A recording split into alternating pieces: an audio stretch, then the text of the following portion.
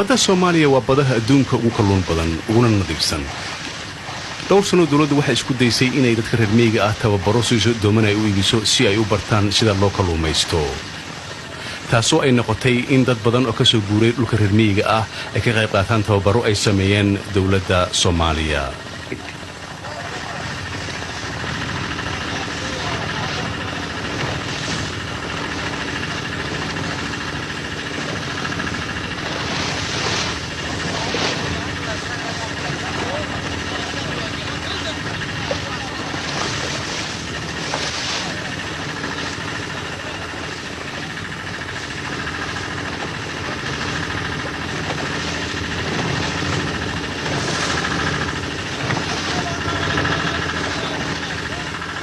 reer miyinimada waa dhibaatooyinka ugu weyn ee dalka Soomaaliya haysta.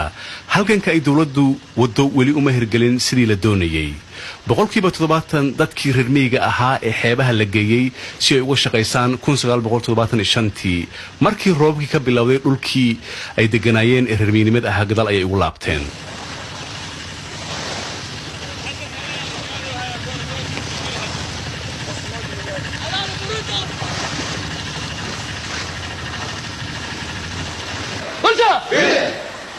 جاليال شركة عادي هاي هالكاس أيوة نوع أجي كلهم بيسافر كوام الليلة مرها كي يا مولا كنت مشفيا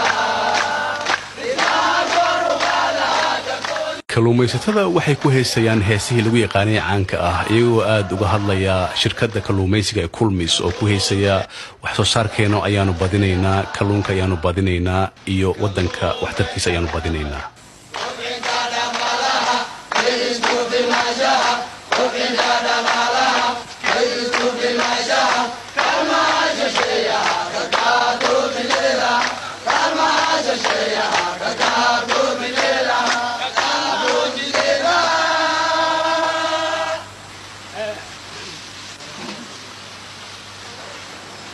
haddana waxaan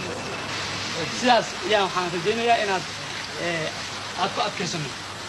talabaad wax soo saarka ah. kulankeeni caadiga ah ee khamiis walba maanta waxaan kaga hadlaynaa sidaan u xoojin lahayn wax soo saarka una midoobi lahayn si aan shirkaddan wax soo saarkeeda u kordhino isku filnaanshan aan u gaarno. sidaan la socotaan qof walba oo shirkaddan u shaqeeya wuxuu ka yimid meelo kala duwan oo wadankeena ka tirsan iyagoo u yimid inay bartaan sida loo kalluumaysto si ay wax u qabtaan qoyskooda iyo wadankooda. sidaad la socotaan waxaanu ka hadalnaa waxyaabo aad u fara badan oo isugu jira imise kalluun ayaa la soo dabay faa'iidada waa imisa sidaan u kala qaybsanaa. nimanka aan keeneen adinka maadaama anaga shay halis aan ku dhex jirno aan ku dhex shaqeynayno waxa dhaci karto sidaad u jeedaan waxaa bilowday su'aalihii ay kalluumaysatada weydiinayeen guddoomiyaha iyo maamulayaasha shirkadda iyagoo ka hadlaya dhibaatooyinka ay sheeganayaan. marka anaga arrimaheena waxaa la rabaa inaad si fiican ad u baartaan magarad yacni dhinaca oo sukurasyoonaan ka hadla markii anaga dhibaata ina soo food saar taas kale aan ka hadla.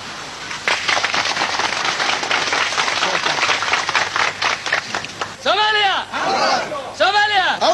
خاصة إسكاشتة كلون كحمر دن كل مس هقول أزل هواتو هجوتو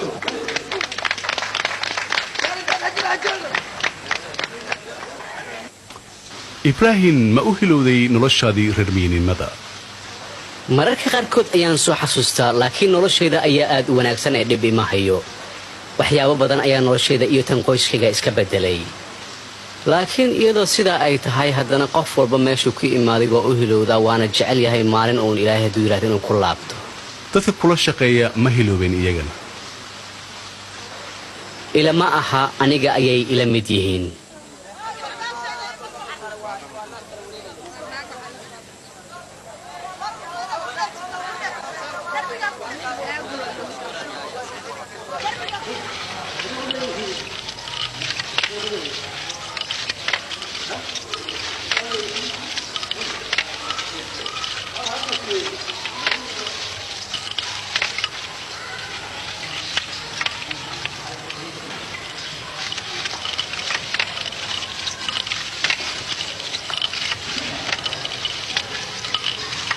anigoo jaamac abees liiraaho abees muunye oo liiraaho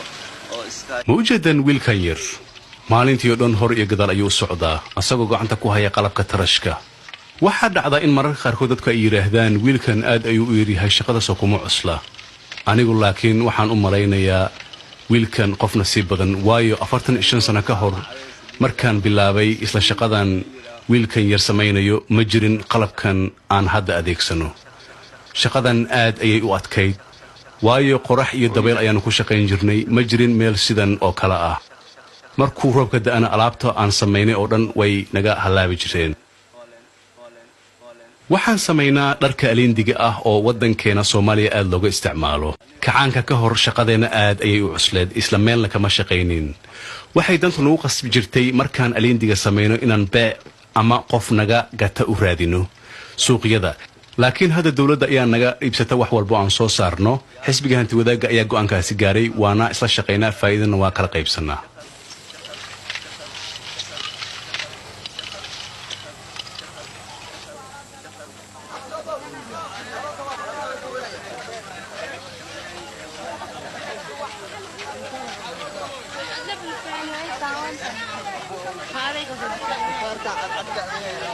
dhismahan oo ah xarunta xisbiga ee xaafadda Boondere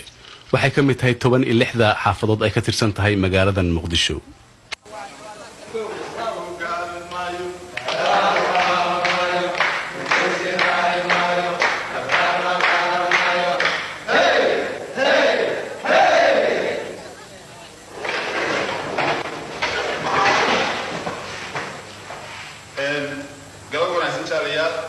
maanta waxaan shirkan uga hadlaynaa qabanqaabada dabaaldega 1 Maajo ee ah maalinta shaqaale weynaha adduunka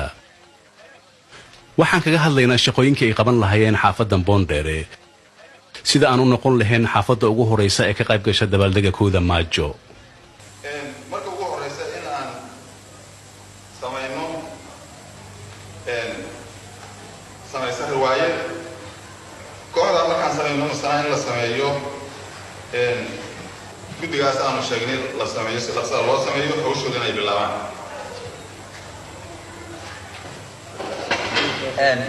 gudoomiye arrintaas aan wax ku kordhin lahaa maadaama sanad walba magaalada Muqdisho waxaa ka dhaca dabaaldeg aad iyo aad u weyn oo lagu xusayo maalinta shaqaale weynaha adduunka ee 1 Maajo waxaa ka soo qayb gala 16 xaafadood ay ka tirsan tahay magaalada Muqdisho xaafadan Boondere oo ah xaafadaha ku yaala bartamaha magaalada Muqdisho ka qaybgalka bisha 1 Maajo waxay tahay mid aad dadku ay u faraxsan yihiin iyo ka qaybgalaya mahrijaano ku soo bandhigayaan ciyaarihii hidaha iyo dhaqanka Soomaaliyeed marka isku duwadridka loogu talagalay bishan 1 Maajo waxay bilaabataa waqti aad u dheer iyadoo ay qaadato hal maalin kaliya si qof walba uga qayb galo mahrijaankan qodobadaas oo ka kooban sidaan hore u sheegay 12 qodob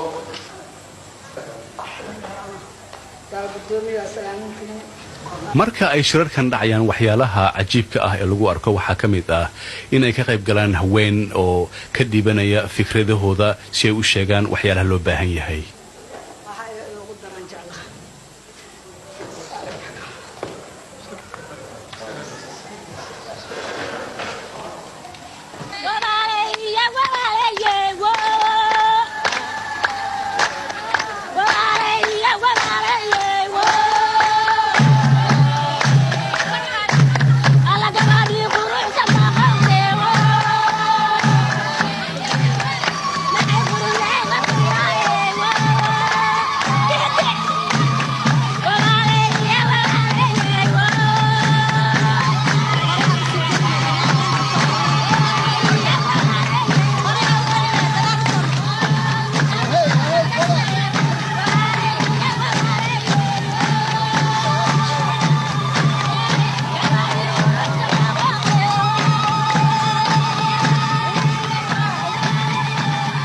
kowda Maajo magaalada Muqdisho waxaad ku arkaysaa sawirro aad u badan kuwaasoo ka sheekaynaya raggii u soo halgamay hanti wadaagga oo isugu jira Lenin iyo Marx oo lagu soo bandhigo magaalada tan Muqdisho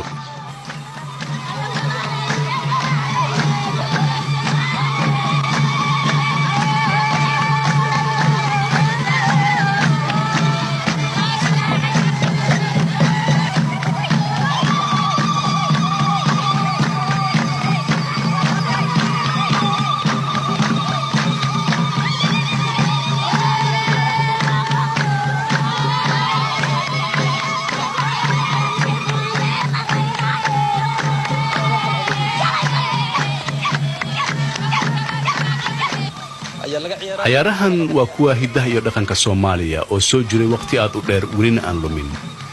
taasoo uu xisbiga hanti wadaagga kacanka Soomaaliyeed uu aad uga dhiirigeliyay waxay muujinayaan farxadda ummadda Soomaaliyeed iyagoo ilowsinaya waqtigii dheeraa ee gumaysiga ay ku jireen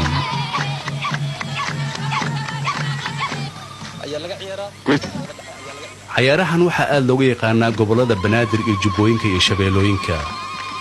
nimankan dadka ku cayaaraya waxaa aad ugu faraxsan oo daawanaya caruur aad u far badan oo ka timaaday xaafadda Boondheere ee magaalada Muqdisho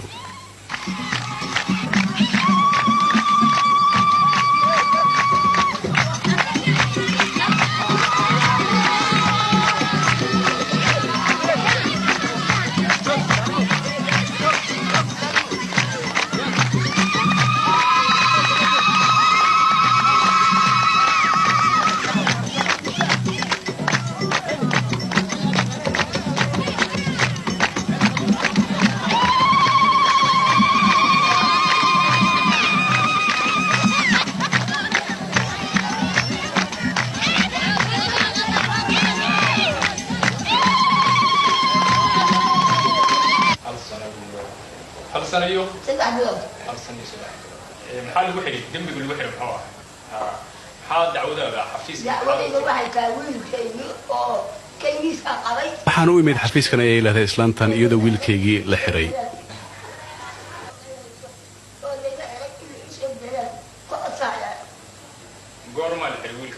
sababta loo xiray maxay tahay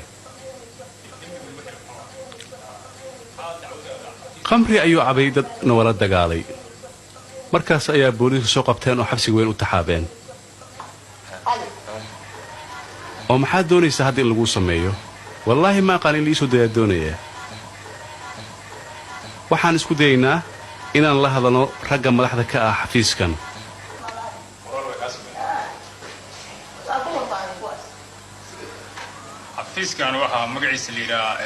xafiiskan waa xafiiska nabadgelyada ee xaafadda Boondheere